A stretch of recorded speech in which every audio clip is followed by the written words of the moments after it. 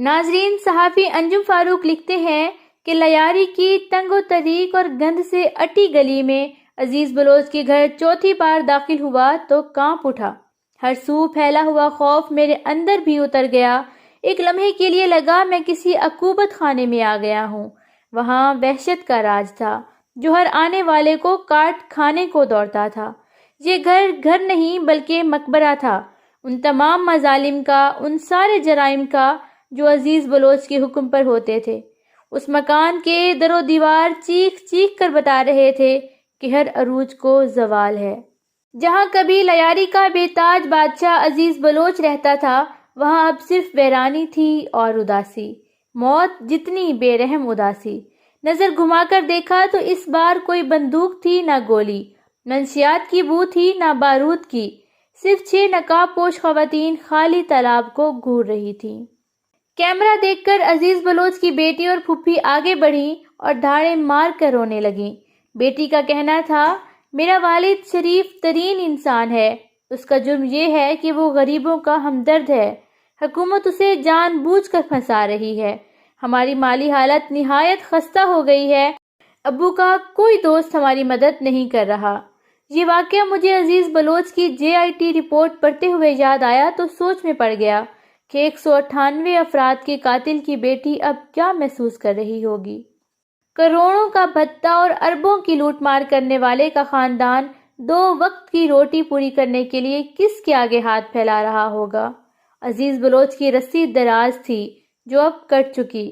آج نہیں تو کل اسے اپنے کیے کا حساب چکانا ہے، یہی قانون فطرت ہے۔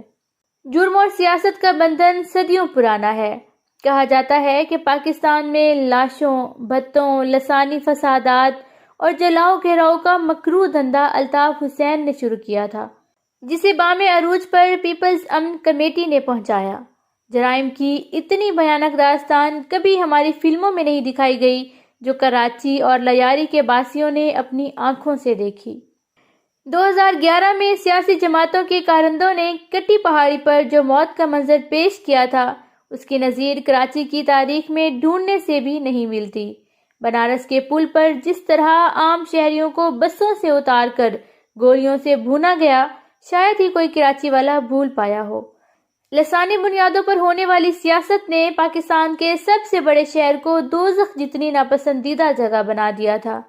کراچی میں ان دنوں انسانوں کو صرف انسانوں سے خطرہ تھا، کیونکہ وہاں موت سستی اور زندگی مہنگی تھی۔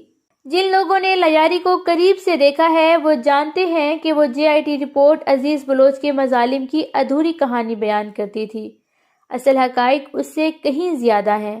چند پولیس افسروں کے تبادلے، درجنوں بڑی شخصیات کا قتل، کروڑوں کے بھتے، منشیات کی سمگلنگ، سیاسی آقاؤں کی غلامی اور قومی راز ایران کو بتانا، کیا صرف یہی عزیز بلوچ کے گناہوں کی فہرست ہے؟ کیا عام انسان کی ہنستی مسکراتی زندگی میں زہر گھولنا کوئی جرم نہیں؟ کیا فٹ بال کے کھلاڑیوں کو منشیات فروش بنانا کوئی بڑا مسئلہ نہیں؟ کیا لوگوں کے گھروں پر گرنیڈ، راکٹ لانچر اور گولیاں برسانا کسی تعزیر کے زمرے میں نہیں آتا؟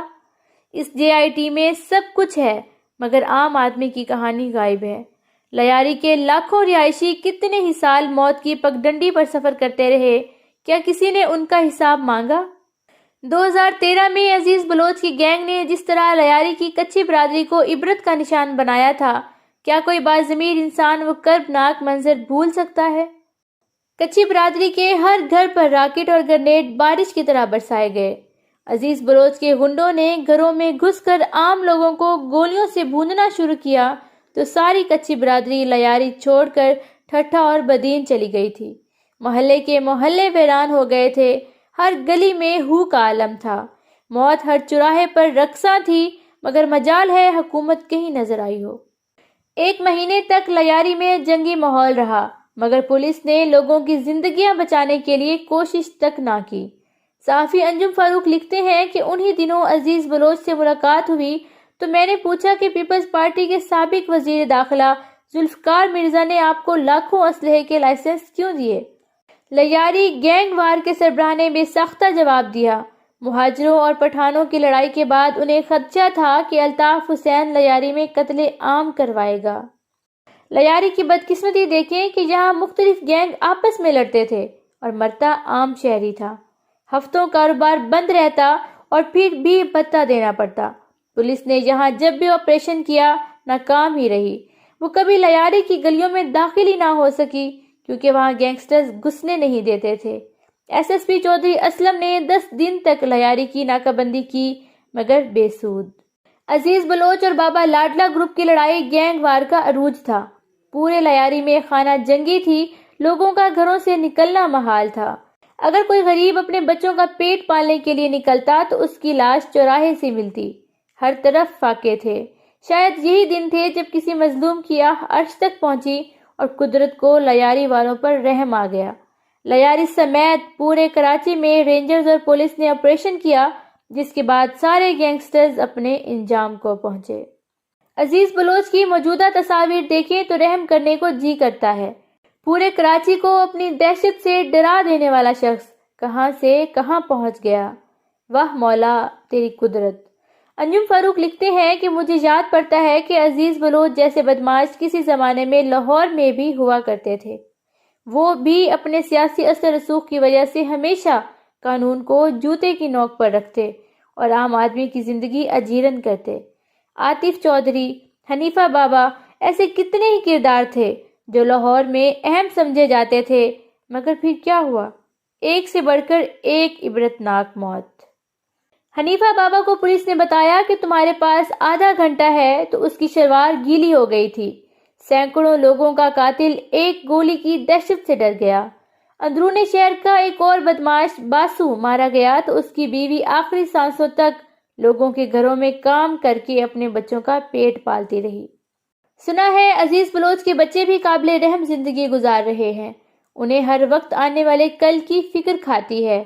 عزیز بلوچ کے لیے اس سے بڑی سزا اور کیا ہو سکتی ہے کہ اس کے بچوں کو لوگ ترس کھا کر بھیک بھی نہ دیں۔